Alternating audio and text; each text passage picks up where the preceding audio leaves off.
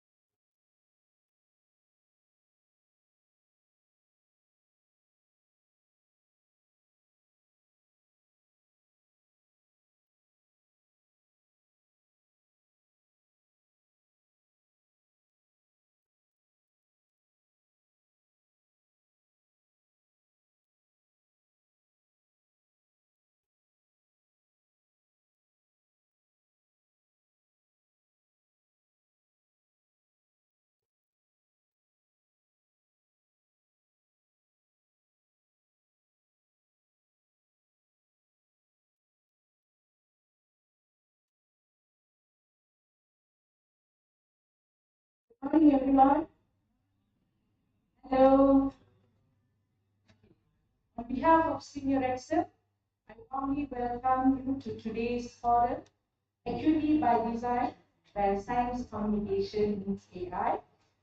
Before we begin, I would like to acknowledge our sincere thanks to the Center Director, Dr. Azman bin Yusuf, Deputy Directors, Dr. Sheikh Yusuf, and Puan Rashid Osman, and all our RECSAM specialists, and also to the regular course coordinators, Dr. Wan Nur Azmin, and also Ms. Sivaranjini for their support to make this forum happen today. And we are very happy to have with us our regular course participants from both science and mathematics course today, from across the Southeast Asia to be with us in today's forum. And together with us, we have our lovely headmasters from the primary schools here in Penang and some of the educational officers also. Thank you so much for being with us today. And also a very warm welcome to our invited speakers for today. So with us today, we have Dr. Nurulaini Abu Shamsi from University of Malaya. And also we have Ms. Sarini Venkatesan, a science communicator and founder of AgriBio Voice. Both have also contributed to our Science Connect module, and we are very grateful to have them with us for today's forum. Now, this forum is basically designed to be very interactive session. So we will have speakers sharing, group discussion, and reflection, so that all of us can exchange ideas and experience in how we can effectively integrate science communication and utilizing AIs in a right way. Now, the purpose of this forum is simple. It is to explore how equity and inclusion affects our classrooms. So especially with the rise of AI, to reflect on how science communication can make teaching more inclusive, to share ideas among teachers and leaders, and together feedback that will guide future training support. Now, our team, Equity by Design, reminds us that equity does not happen by chance. So it happens when we intentionally design teaching so that no learners is left behind. So that is the main idea of equity, where we are not like no more one content for all students. So we tailor the contents and we make sure that no students is left behind. So while AI offers new opportunities, it can also widen gaps if it is not used thoughtfully. So at the same time, science communication strategies like knowing our students, simplifying the languages, using stories and visuals, which will help us to reach our learners no matter how their level is. So this kind of communication strategies will definitely help us to reach out the message to each of the students. Now, this is exactly what the Science Connect module by RECSAM is all about. So recently, we have worked with some of the experts, especially with Dr. Nuru and Sarani, to come up with a science communication module that is specifically catered for the primary school teachers. Okay? So I will be sharing more on the modules later at the end of the forum session. So with that, let's begin with our first speaker for today. So it's my pleasure to invite our first speaker, Dr. Nurulaini Abu Samshi. She is a senior lecturer at the University of Malaya, specializing in science communication and public engagement. She has worked on sustainability and media in science and also contributed as a reviewer of RECSAM Science Connect module. So today she will share her insight on who gets left behind, rethinking inclusion in the age of AI. So the floor is yours, Dr.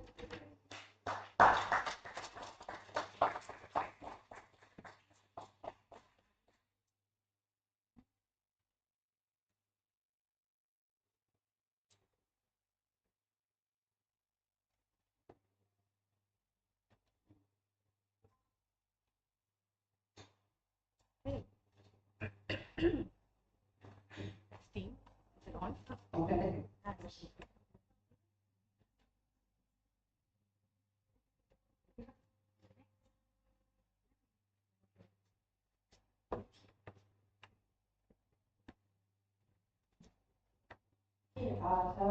and good morning. Thank you, Dr. Nandini, for the warm welcome.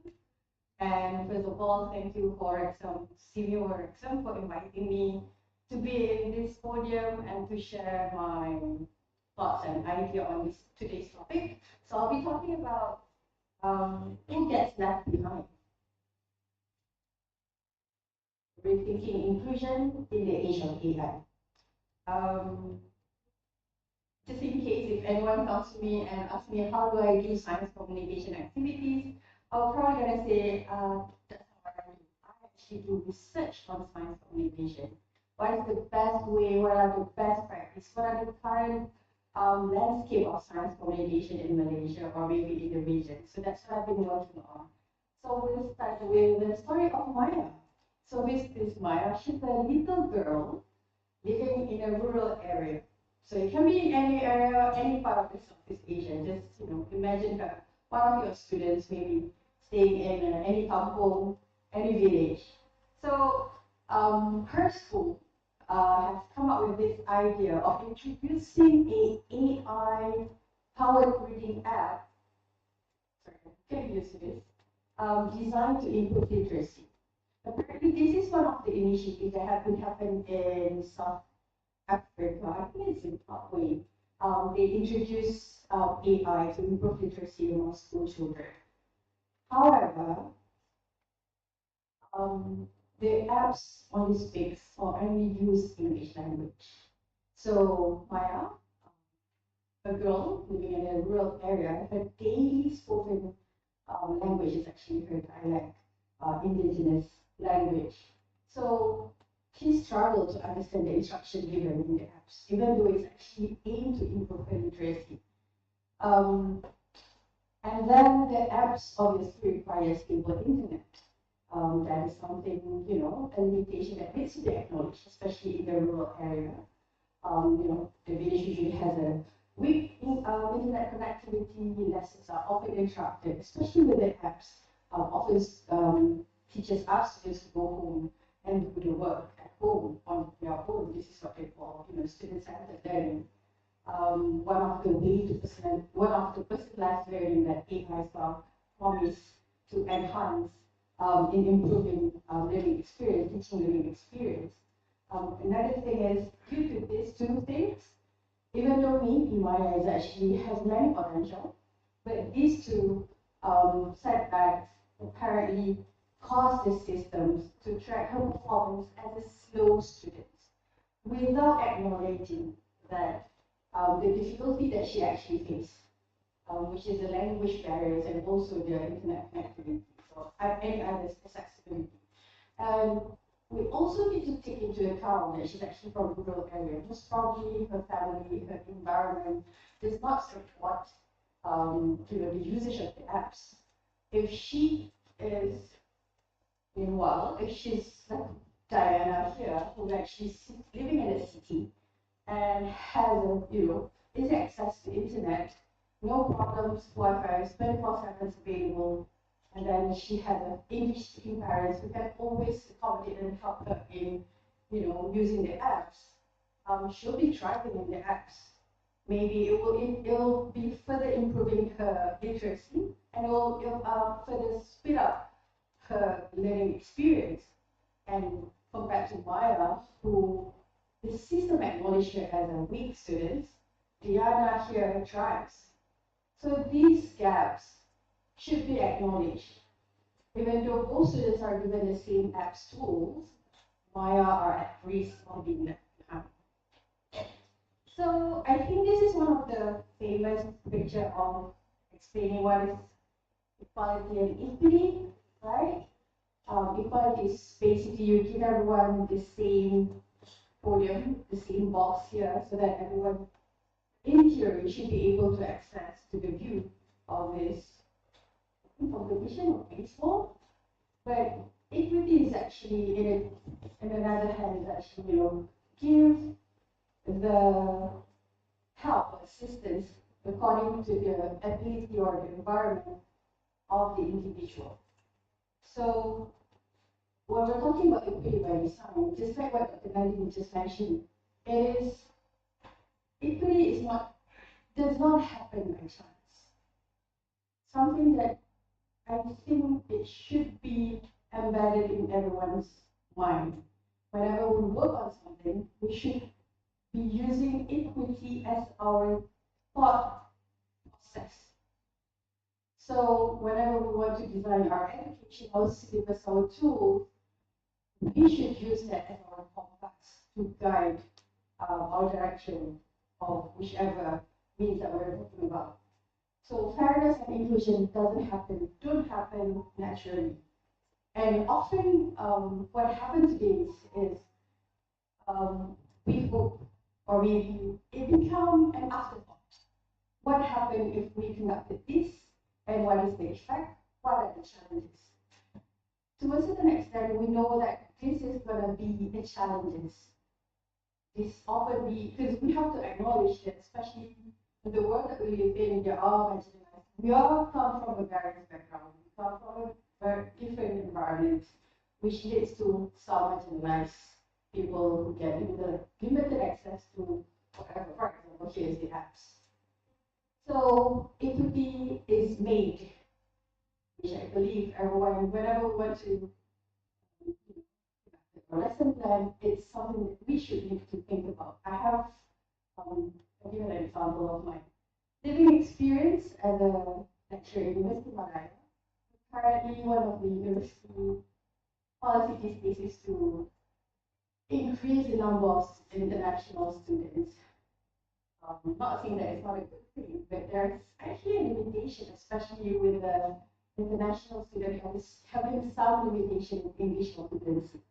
And this is where, as a lecturer, you expect everyone comes with this standard of English, but maybe because of the AI that helps students to do their work, the standard or the final result that we expect is not actually achieved. So when we design the lesson plan, we have to think through of how to get the content access, even though the medium is language. But there's always a possibility that the assignment is going to be completed by AI. And how do we actually want students to get the gist of the content? That is, to be honest, really challenging. The latest update that we have in the last semester was students can get almost full marks for continuous assessment, the group works, assignments, but when it comes to quiz, short essay questions, they could not even structure a simple sentence. So are we undermining their ability as a human just because their competency is not up to the standard of a Western students? They are still intelligent, previously come from their report. They are qualified to be reports. So in my, at least opinion, we are having difficulties to make sure that our content, especially in science communication, at least understood and engaged with the students. So I know that by theory, this is, equity by design, we need to have as a thought process. But it is hard, especially when you have students with language barriers, like my students. So when AI came in the picture of education, all of this, type of teaching and learning, such as personalization, it was thought that AI could help. It could enhance the experience. For example, student-centered learning, we expect student will be the one who drives the teaching and learning experience. They will be deciding which and at what pace they should be embarking in the journey of the class. When AI came into the picture, we thought that, okay, this is great. This is going to be, AI is going to give us all the feedback. according to the student's level. And then efficiency, everything, not sure about the rest, not, but as a lecturer these days, we use AI to help us replying all the emails so that we can, focus our work and energy to something else. So it somehow increase the efficiency for teaching and learning, and then adaptive learning, so that, should be the content, I think it's somehow similar to personalized, it is adaptable. However, all of these promises don't come without risk. So when I did my master probably like 20 years ago, 15 years ago, digital divide is the in thing. It's basically we're talking about the gaps between those who have access to internet and those without internet. But if you look at the statistics these days, and even if you go to rural area, it's not a bizarre scene to see people with mobile phone. So I've been to Indonesia, to Thailand, I've seen people from, maybe low socioeconomic settings. People do have mobile phones. But the question is next, what do they actually access to the mobile phone? So having access to technology does not translate to the equal learning experience. Because we're still talking about all the limitations and barriers: environment, knowledge, accessibility, understanding. So even though we still have AI throughout whatever apps that we have in the internet, it's not being used to the optimal level. And then we have bias in algorithms, something that we need to take into account. When training AI, often it is going to be dominated by the trainers, model that they're being set by. If it's dominated by white male people, and the AI, the content itself, is going to give you that direction. And we're talking about language as well. I think the other day I went to a conference of Health Conference. It's a private hospital in Indonesia. They provide an AI to assist customer or clients through like a Facebook. You know how you get bot chat. If you have any question, they'll just give you a answer.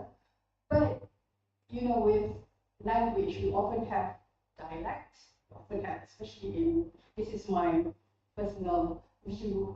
Indonesia often use short form in their writing and even in their spoken language. So AI is not trained to understand some of this short form.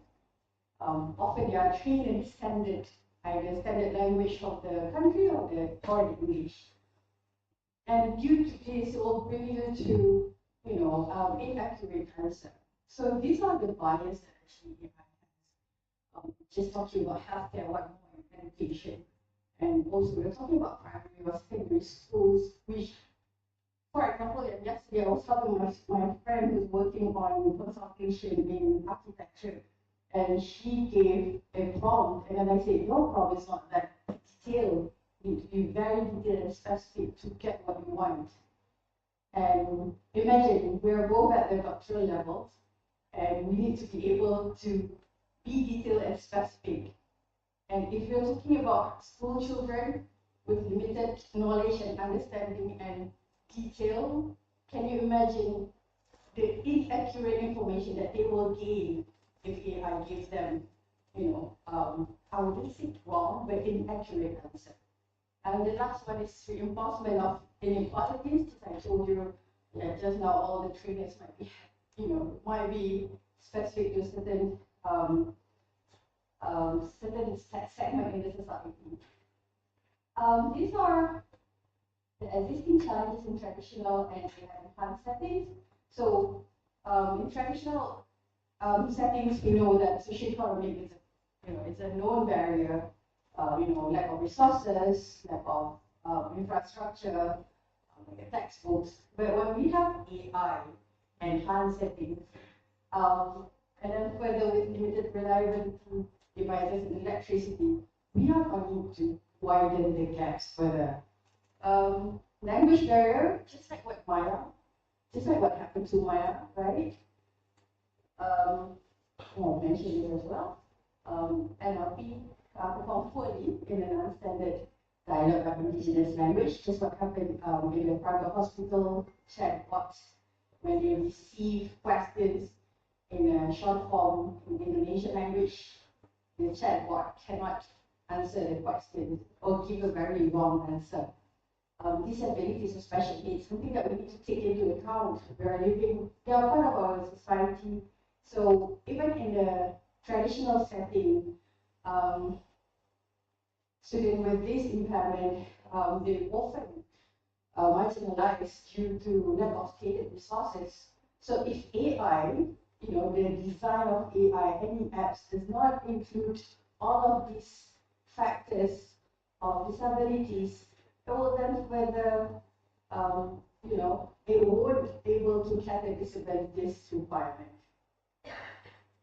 So now, in the age of AI, inclusion should be part of our, like I said, our thought process. It should be the compass. It should no longer be the afterthought. It should no longer be the result or the challenges that we will write in our report. So intentional design is a must. We should embed equity as a core principle, again, not afterthought.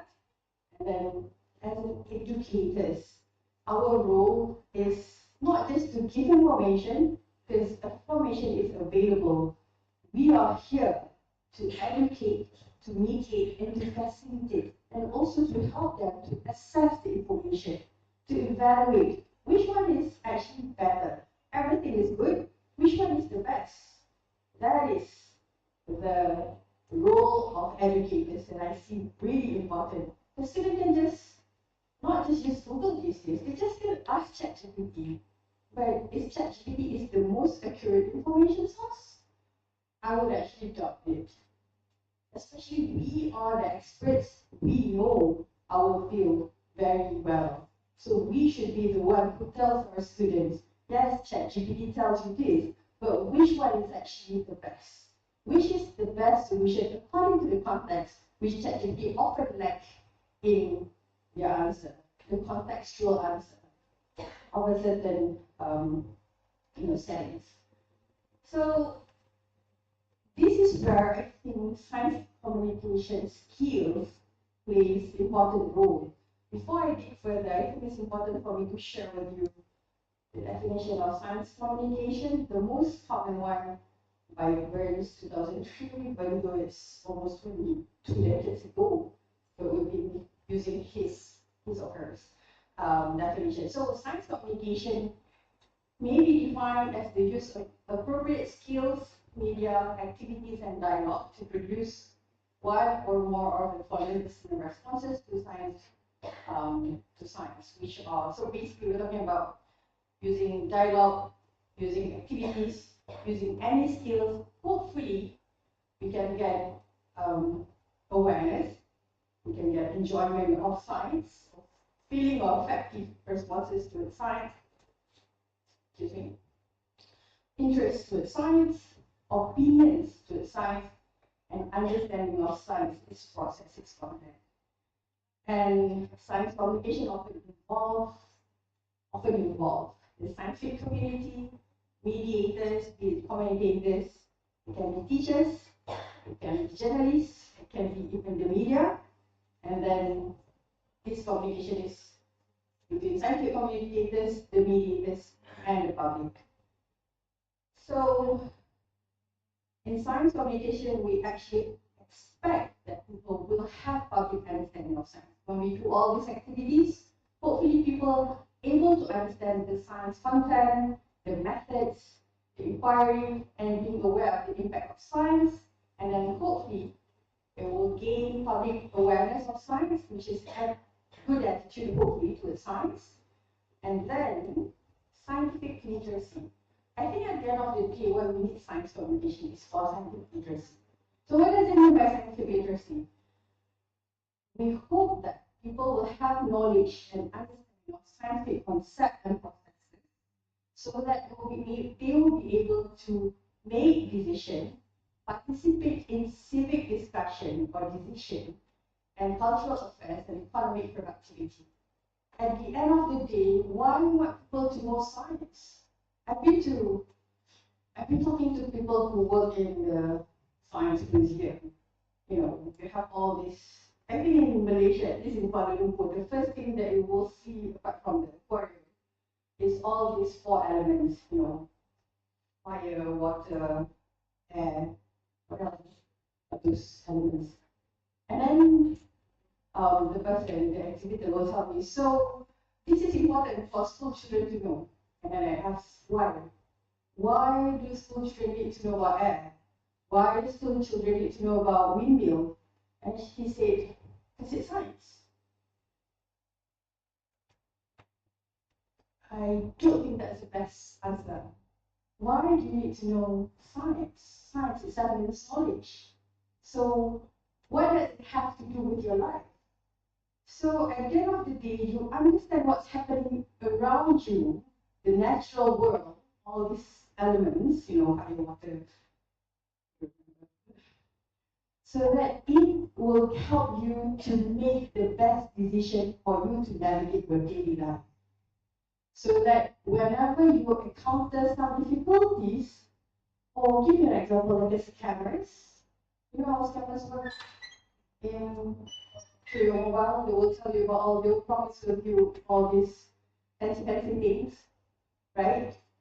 But if you think logically, you would find some illogical reasoning that they propose to you. That is actually science. Understanding, having reasoned, logical thinking, that is actually science.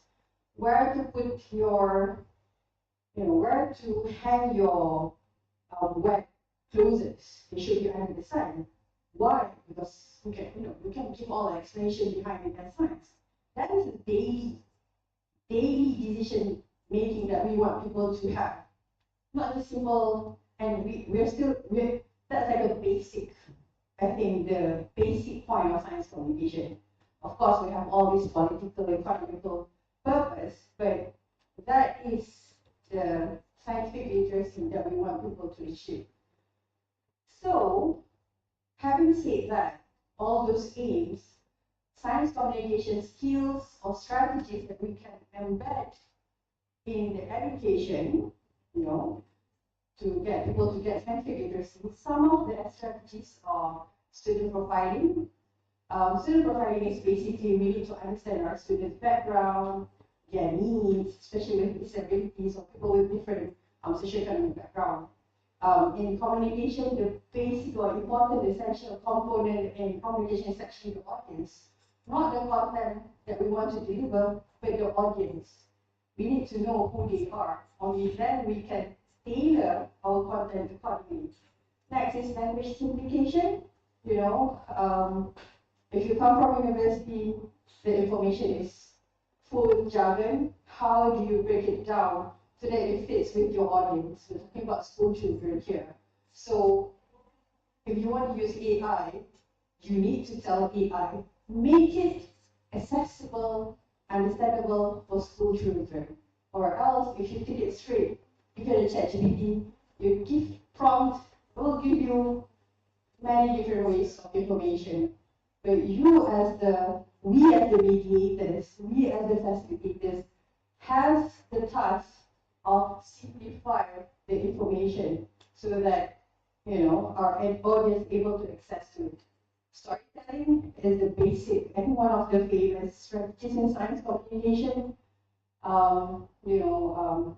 We easily engage with things that we can imagine rather than very theoretical, conceptual. That's why mathematics, in my opinion, if you explain it by numbers, it causes some challenges for people to understand. So that's why you require some context in explaining the problems, and then visual engagement to enhance accessibility. I wouldn't go further in the first point because the next speaker will talk more about empathy. Basically, so we can reach AI and science communication for equity as We can show how equity-oriented communication approaches can strengthen AI recommends materials, and then teachers actually applies language to simplify or use visual cues. At the end of the day, I would always tell my students that AI do not be, we should be the drivers. AI is just a tool. Even though it has all the information, but we are the one who can evaluate the information, especially as we are the experts. We know whether AI is bluffing or telling you the truth. And then AI can help us. Like, once we know, we profile the students, we can ask ChatGPT, for example, to give us, this is the context, what are your suggestions? And we do the decision, which is the best solution for us to, to solve the problems. And then, so now let's go back to Maya. So how do we make the AI apps accessible?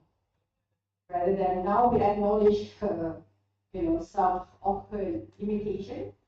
So we need to design the AI that is being introduced should be designed deliberately to build fairness, and then rather than assuming it will happen on its own, later on we will find all these ways to improve the challenges. We will later see, oh, Maya has problem with this, and then we're going to improve it. Rather than have that kind of problems, we should think of this is the problems. How should we build these tools accordingly so it can get the students with limitation? So that's all from me. Thank you.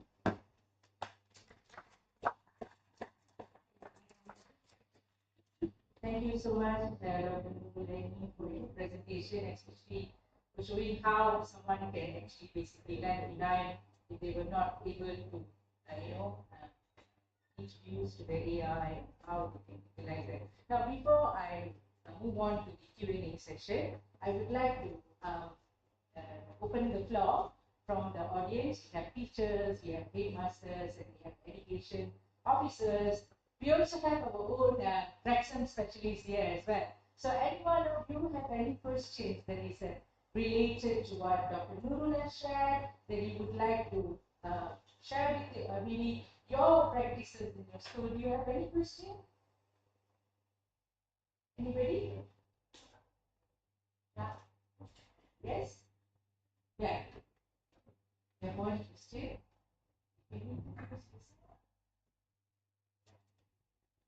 Okay, Assalamualaikum and very good morning. Actually, I've been forced to ask. But actually, I do have some of the questions. Okay, firstly, I'm teaching mathematics, and I know all the slides about science, but I know how to relate with the mathematics.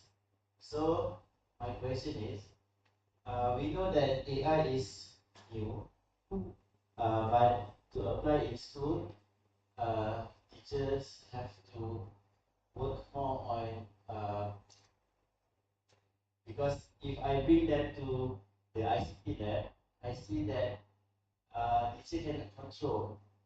I mean during the class, because everyone that have their own laptops or tabs. But then my concern is AI is like okay, before the AI era, we have problem with the student that they always access the restricted.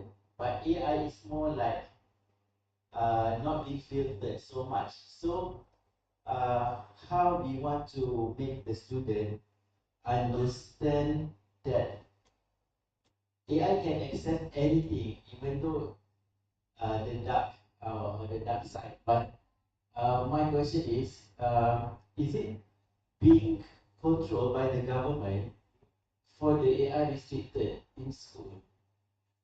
Because if I open the ChatGPT or anything or other platform, the student can type anything or request anything without any filter. Even though if you like some of us like none of education topic, we can ask anything, right? So for me it's scared also because we know that of course we have before this we have our own experience, but then is there any other way that government itself can control the AI so that when we are using any platform that have AI in school, it can be filtered? Can I answer that? Do you want a short or long answer? If it's short, answer is no. The government don't have any mechanism at least at the moment. That's the short, but I go for a long answer, obviously. So this is a classic example where technology comes first, and then all the issues, social issues, comes later. But thank you. Anyway, see, this is like a classic example. So in a philosophical discussion, there's one professor that I never remember what he says, but he was talking about AI and philosophy background. He said, imagine if AI is treated like genetically modified organism. It's actually similar in some ways. It's a new innovation. You know, you're using AI, you train something and then it can go to anything basically. GMO in some ways as well as an innovation. You do something, you change it, and then you bring it to the society and environment, and then you're probably going to give something back. But the way both technology being treated is not the same. ChatGPT, when it was introduced, it goes straight to the internet without any filter. But if it's GMO or anything related to biology, you have to go through all the ethical regulation, policy, law. The question then is why? Why is not being treated equally? So definitely we have a different treatment when it comes to technology related to digital innovation and related to biology. That's fine. So classic case, technology comes first, and then we deal with the issues later. Same like mobile phone, remember, where it comes in 2007 and 2005. Everybody was like, this is the best, we can just, get all the information and keep our hand. But now you can see, like, have you seen your school children where they often, addicted and stuck with their mobile phone without, talking to each other? That's one. And that's two. Thirdly is we're asking about filter or government mechanism. At the moment, there's none. And it is scary. But even before AI, we have internet. It's also scary. Yes, government still have some power to control all these restricted websites. But not in AI, where you can give any kind of information, they will just give you all this answer. That's why at the moment I think Malaysia is developing ilmu, if you heard. I think it came last week. We are going to have our own LLM, and then we're going to incorporate all these dialects and information, and also taking into account all these cultural settings in Malaysia. My take, at least, I would like to offer action is for every stakeholders to have a guideline. Because at the end of the day, we are here to tell people this is what's wrong, this is what's right, and why is it wrong, and why is it right. So in university, of course, you can ask students to send an essay of 5,000 they can give you in 5 minutes. But the content, that's another question. So we don't want that.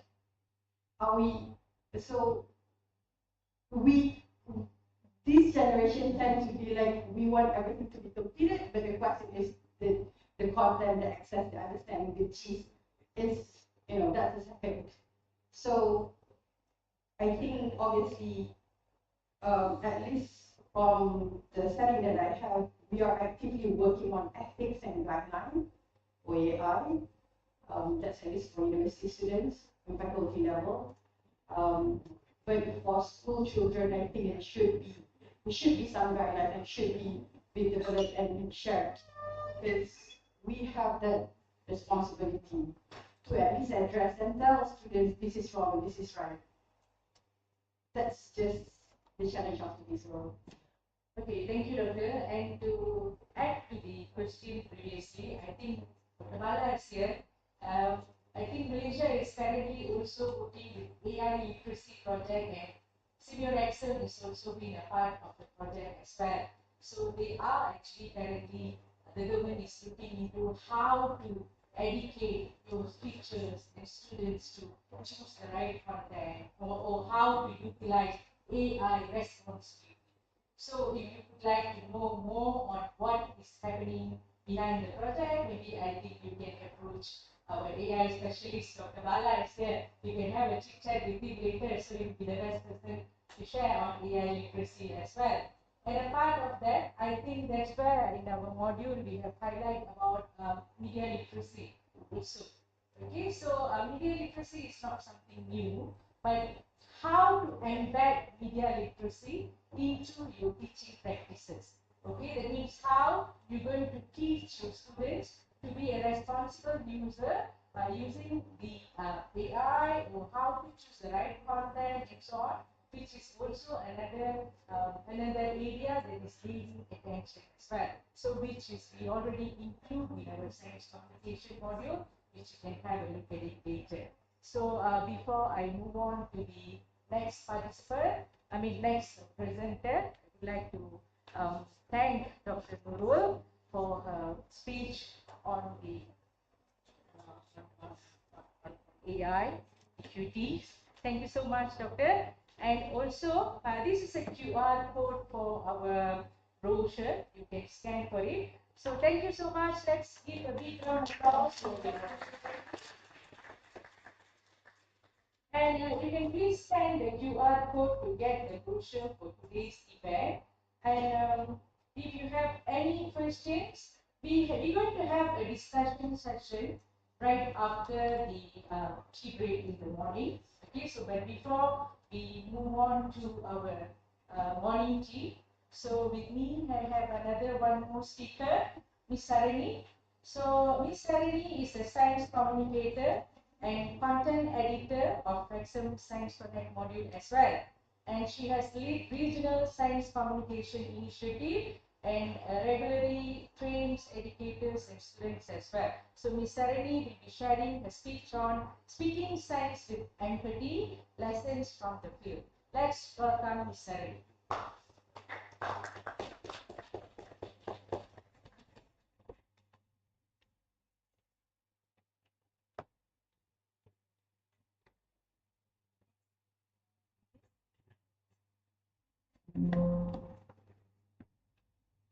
So, good morning, everyone. How's everyone feeling right now? Still sleepy?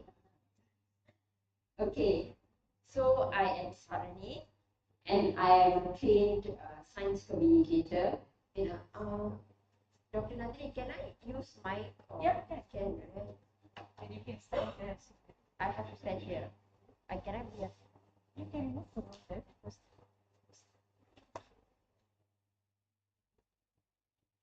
Okay, so I don't want to make it very formal today. Okay, and if you have any questions or anything, you all can ask me in between. And today, my topic is about speaking science with empathy in the era of AI. Okay, the first thing I want to ask, you all have some exposure on science communication. Have you heard of the word science communication? Yes or no? No, you have no idea about science communication. And I hope everyone understands English over here. Can you all understand? Okay. So, okay, let me give you some background about what science communication is, okay? Will you all believe if I say, okay, I'm sure all of you here are maths and science teachers, right? All of you are already science communicators. Do you know that? Do you all know that you all are already science communicators? Do you know that? Yes. You people are the science communicators. You know why? Because you teach and educate the children, correct? You teach them science and maths.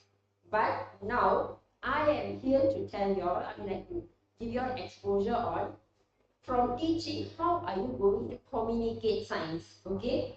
How are you going to do it in a storytelling method with empathy? Okay, you must be thinking, what is there empathy to do with maths and science? It's all about formula. You are just going to memorize and do it in your exam. It's just the syllabus, right? You might be thinking, why are you bringing empathy in here? Okay, now we all know STEM education is the thing right now. It's very important, but most students, they don't want to pursue STEM, right? They don't like, okay, some students, even I don't like maths when I was a student last time, okay? So why do you think the reason why they don't like STEM? Why they don't want? Because they find it boring, right? And they find it like very difficult to understand, right? Like, they don't understand the words, the terms.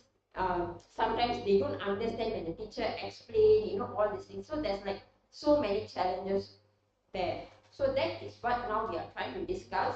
How are we like going to use science communication to make students to be more interested in STEM, and how it can help teachers to teach the students, because teachers are also find it like very challenging, right? When you teach them and then their marks are not very good and all these things. Okay, so as our previous speaker have already touched about the AI, and now when AI comes in, so have y'all anyone tried teaching science or maths using any AI tool? Are you currently using ChatGPT? Right, I'm sure you must be using ChatGPT. Like, there's also now other AI tools. Everything is coming up, right? Okay. So now today I want to tell you how AI, empathy, and science communication comes together. Okay. AI makes science communication scalable and creative.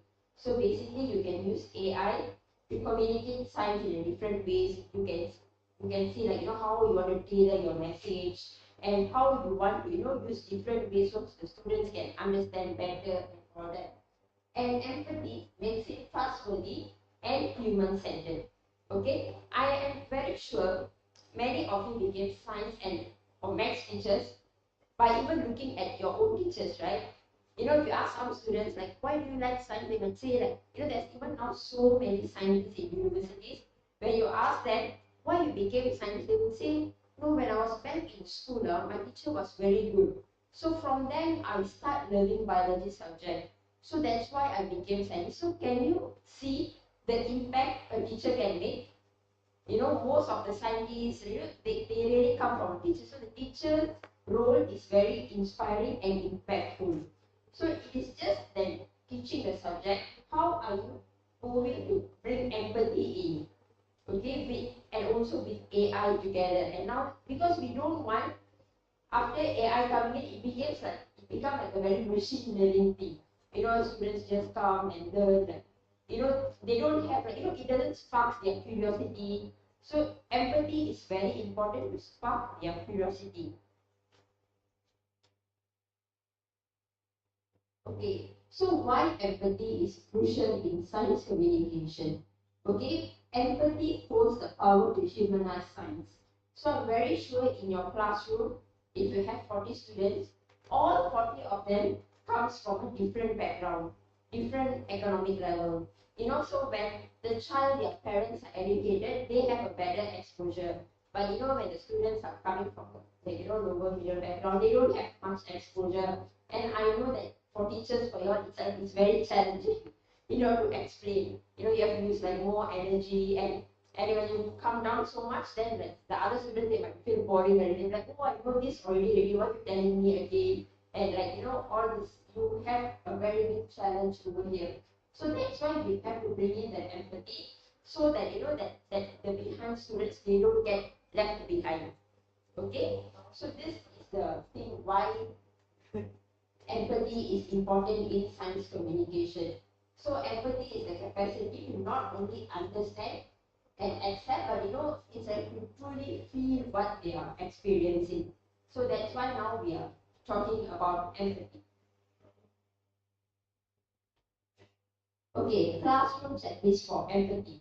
So this is when I did a STEM education talk in a private school, and if you notice this, I called the student in front I asked him some questions or something. Then when he was talking, can you see that I'm trying to acknowledge him? Okay, even though it must be not right or anything, but I'm acknowledging him and I'm not trying to understand what is he trying to say. So from this, I'm bringing out his idea. I'm trying to see what is his idea, and I'm empathizing what he's trying to say. So these are the few tips that you can use. Listen first, explain second, and then you can use stories to to bring in the storytelling. And of course, hands-on activity, I'm sure schools are already doing it. And celebrate curiosity and effort, and show patience with mistakes. I also understand with teachers, it's very difficult because you all are handling a very big group and you all have so many classes. Yes, I'm very sure it's also challenging for all of you. But these are a few things that you can follow to practice empathy. Okay, how to communicate science with empathy. Okay, see the world through their eyes. Okay, for example, instead of saying plants make oxygen through photosynthesis, say plants are like little chefs making food from sunlight and they give us fresh air to breathe. Okay, so when you use this type of words, the students can relate better to what you are saying. Okay, students will start liking maths and science when we give examples that relate to their daily life. So then they can understand things better. Okay, and then use stories. You see, Captain Waterdrop goes on a journey from the cloud to the river and back to the sky. So this is how you explain the water cycle. Usually what we will do, we will show the diagram and then we will ask them to memorize, we will give them some practice, and they find all the terms very difficult to remember, right? Like condensation, evaporation, and they get confused. So these are like, few terms that you can make it like a story for them to make them understand. And then you see make space for feelings, not just facts. You see, if they say I'm scared of thunder, so you can acknowledge the feeling and tell them thunder can sound scary, but it's just clouds flapping. So if you say this, you can see their mood will change. They'll be more receptive to you, towards you. Okay, and also encourage their questions. Science is all about questions. Science discovery starts with why. Everything starts with why. So always respond with curiosity. Tell them it's a great question. Let's find out together, and also use positive reinforcement. Wow, that's such a smart observation. All these things will make them to build the confidence, and for them, and it makes them empowered to learn more. So now I have already given you some idea on science communication and what empathy is. And now with this AI coming in, now we want to integrate AI, empathy, and science communication. So how AI can enhance science communication with empathy? So with AI, as our previous speaker said, you can do a more personalized content. You can tailor your content. If you look at our module, we have already covered audience profiling, students profiling, how we want to profile the student. I think it's in the chapter 1 or chapter 2, in the early pages itself. So you can see we have given how you are going to profile the students. And with AI, you can do it more accurate and faster. So you can see that, how we can make science more relevant for them. And then it's also about the accessibility. And also now with AI, we can do the language translation, then the visual aids, we can do a lot of visual diagrams and all that. And then we can also do training empathy in educators. So AI can stimulate classroom scenarios and teachers practice responding with empathy-driven communication. So with this, you can handle all these complex and or even sensitive topics. And with AI, you can also recognize their emotion. You can detect the emotional cues. Are they feeling excited? Are they feeling boring? You can adjust your tone and style then according to that. So it becomes more supportive and encouraging. Okay, create a sense that the science is listening and caring. So this is another thing. This is how we bring empathy into science communication. So this is example. AI plus empathy in primary science communication. So when you do a personalized content, for example, water cycle. So without empathy, usually how we just say water evaporates, condenses, and precipitates. This is a normal syllabus. So with AI and empathy, you can ask, do you like rain or sunny days? Rain happens when water from rivers and seas goes up and comes back down as comes down as the rain you love. You see, when you use the word love, you like or you don't like, all this is bringing the emotion and empathy. So when you ask this type of questions, the students will immediately respond what they feel because it's all about their emotions.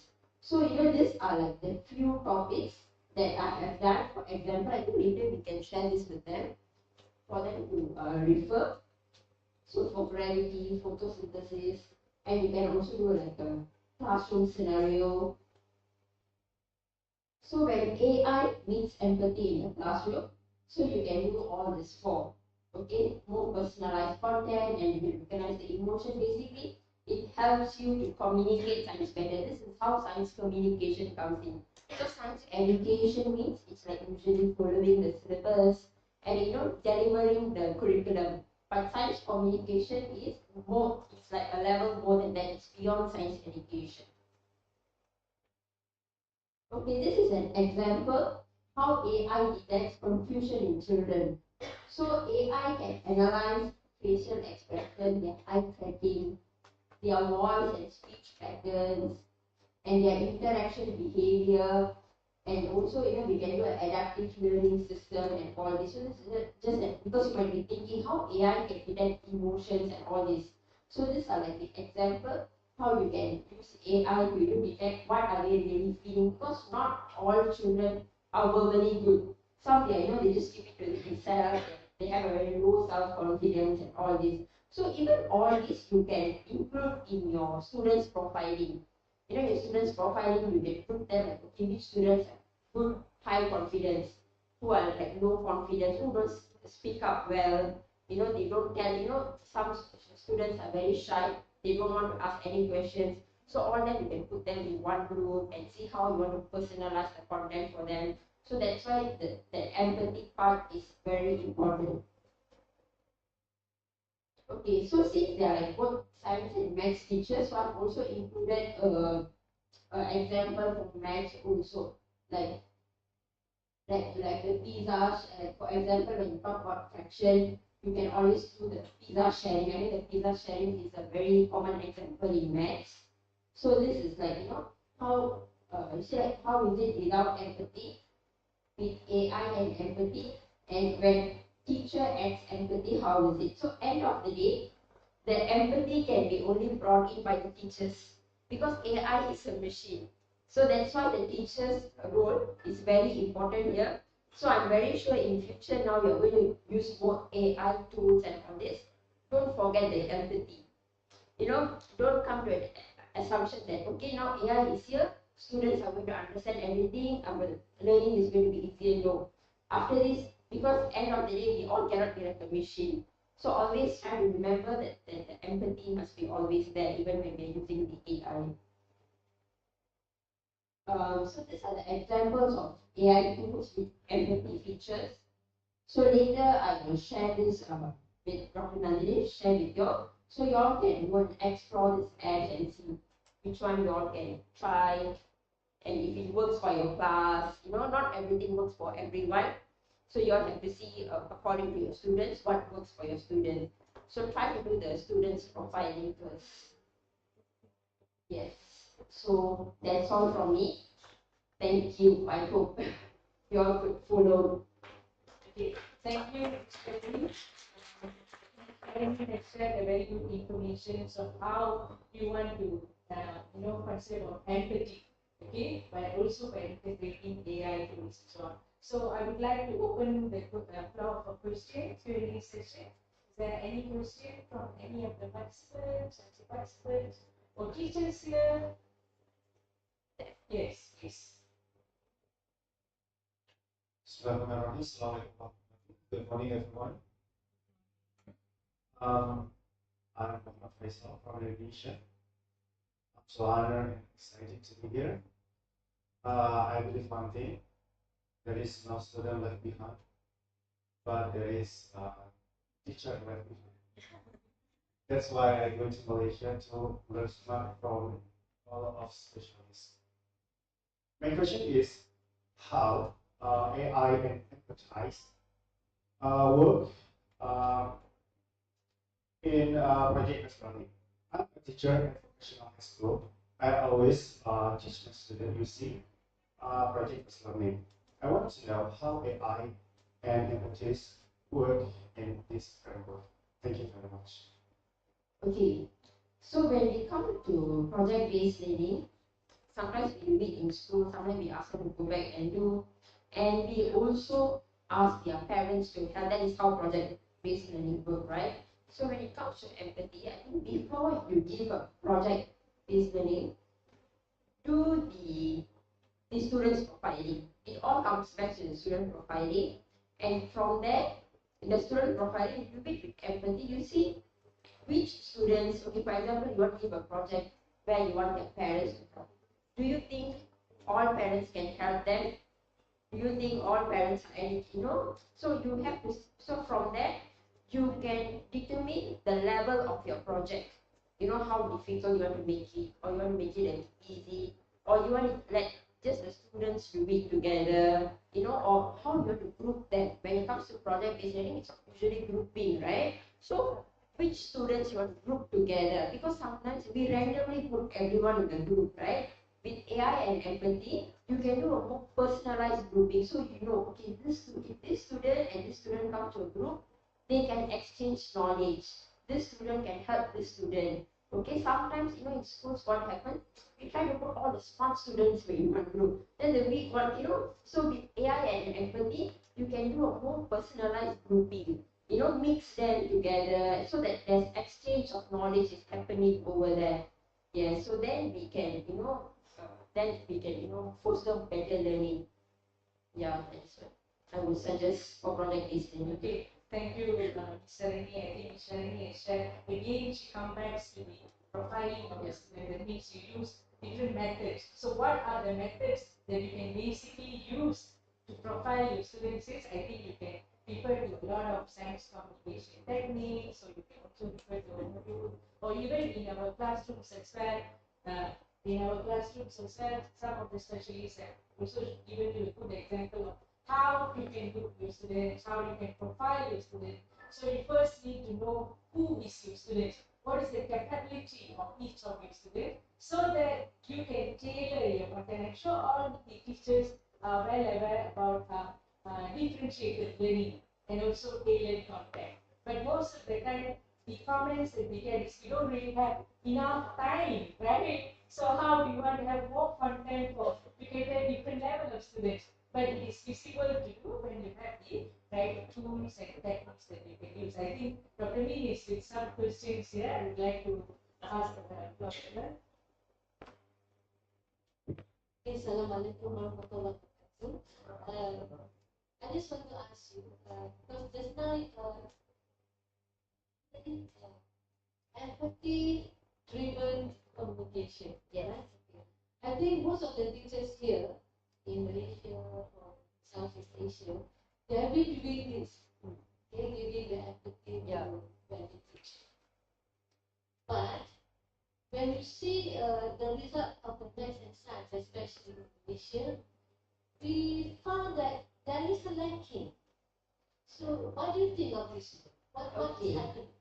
What's happening is, it's because one thing we cannot spark the curiosity in children. One thing is because, okay, how our education is, okay, from last time, how is it? It's all based in the syllabus, right? Correct? We just learn from the syllabus and all these things. But now, teachers are in a situation where they have to stay very updated. Students actually they want to know more. They don't want to, how to say, they get boring very fast. Nowadays children, the problem is they get boring very fast because they are exposed to too much of things. Even from small, they are looking at all this cartoon and they are all also they get boring very fast.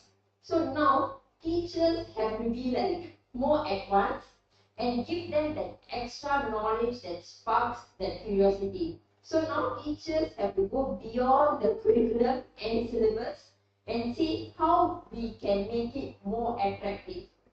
So that is how AI can help you with that. So that's why we need this AI and empathy into that. So now basically teachers have to do more work. Like you have and you have to stay updated. Nowadays teachers have to stay really updated. You keep giving them the new information because the problem is students get bored very fast and they cannot pay attention on one thing for a very long time. It's a common thing that's happening now because of the mobile and the video game that actually exposes. Yeah, they're not like us, like those days. Yeah, so that is the generation thing then. Okay, thank you, Ms. Sarini. I think I'm sure some of you might have more questions, but we will move on to the next section. In the next section, our speakers will be still around. You can have more Q&A session with that. So with that, let's put our hands together to Ms. Sarini. Empathy and AI. So let me quickly let you know what is our next program is all about. So after this, all of us are going to go to the foyer to take a group photo with the center director, and then you will be having a light refreshment at the tea garden, and then you have to come back here by 10:30. Okay, so at 10:30 onwards, we're going to put you into groups. Okay, so for the RC participants, you're going to form a group combining both maths and science participants together. So you can form your own group. Okay, you can form your own group. You don't need to sit in. I can see some smiley face there. Okay, very good. So you don't need to sit in science and you don't need to sit in maths group. You can form your own groups.